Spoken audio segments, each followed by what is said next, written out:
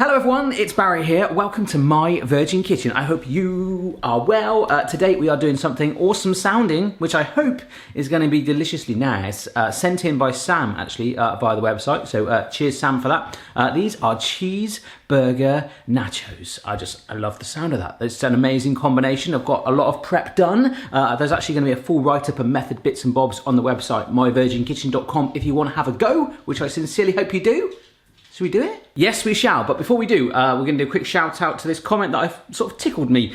This was on YouTube from Live Laugh Fort. I feel like he should own a bird.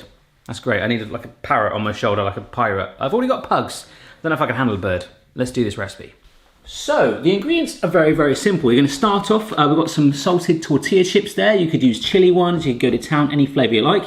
Grated cheese, I've got a mix of mature and slightly more immature cheese. Two different colours, like the orange and the yellow. I've got an onion, probably going to dice that, maybe half of that. Some cooked bacon, about 4 strips of that. A bit of ground minced beef, some chopped mushrooms, and some barbecue sauce. Other than that, you're pretty all set. First thing we're going to do is get our pan.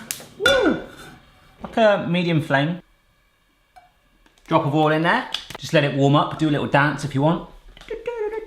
Now, just while that's doing that, let's just push in that beef. It looked like a brain then, didn't it? Just break that down a little bit. I'm going to keep it moving as it browns, but that's fine. We want to get that nice and cooked first of all. But we also have this onion that has an amazing haircut. We're going to have it, okay? So what I'd normally do now is dice it up, but because I love gadgets so much, I'm going to shove it in here and go. That was easy, right? So you can see it's starting to brown there. Nice. Little season as well. Why not? All right, folks, our beef is starting to brown. You can see it's got that nice combination of being pink and brown as well. So we want it all nice and brown and cooked through before we're going to add in our other ingredients. I am loving that, folks. In go our onions. So that's half an onion chopped, as you saw, which, to be honest, probably would have been a lot easier if I just sliced it like any other non-gadget obsessed person. Let's get that stirred through. And then also our mushrooms. These are optional. In fact, all the ingredients are optional. You could completely not make this recipe at all. Just a lot of people tend to not like mushrooms. I'm not sure why. I love them.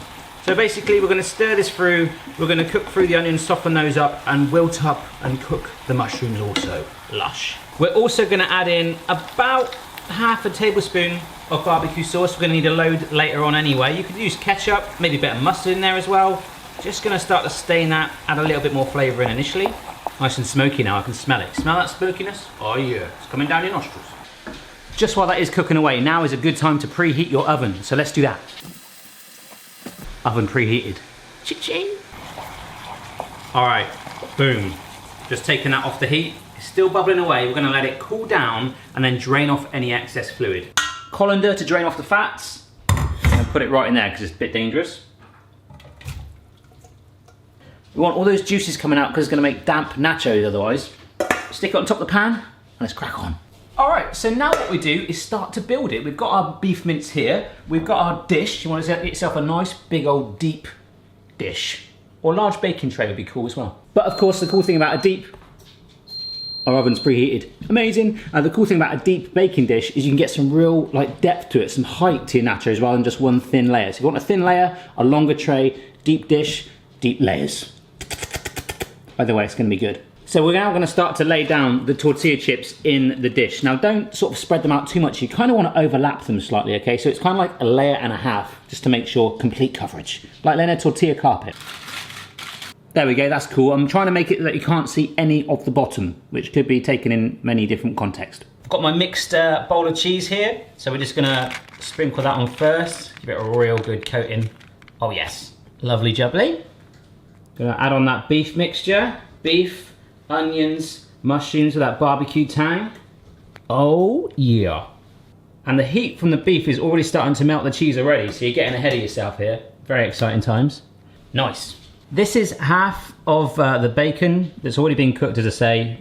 Half of the rashers there, just sliced and chopped up roughly. I'm now gonna drizzle a nice droopy zigzaggy line of barbecue sauce all up and down it. Oh my gosh. And now what I'm going to do is repeat those layers all over again. So we've got a double stack layer.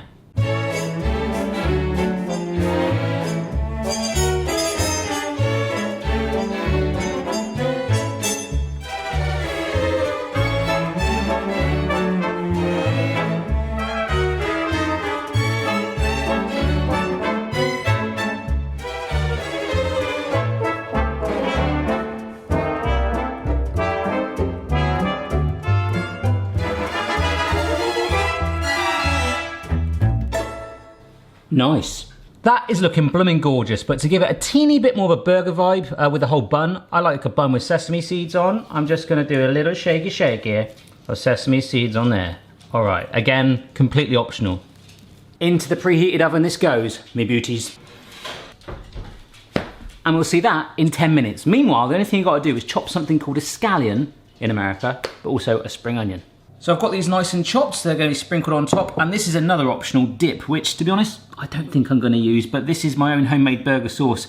Basically, 50-50 ratio of mayonnaise and ketchup, about a heaped teaspoon of finely chopped raw onion, and some shredded parsley, fresh parsley. That is it. A little bit of salt as well if you want. But yeah, that's basically saved me a video recipe, hasn't it? Let's see if it's ready. Oh my goodness. Oh, check that out. So it's not going to need too many, but just a little sprinkling of the chopped spring onion on top. Oh, I really like the addition of the sesame seeds to this as well. It's added a little depth of colour there as well.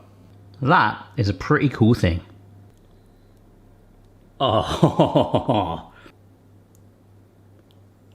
oh my gosh. That is phenomenally good. I think the pugs are actually really excited by it. Also, look at the queen. She's on her last legs. Don't worry, I'm gonna have to get a new cardboard cutout, and I will keep her, but her legs have just gone.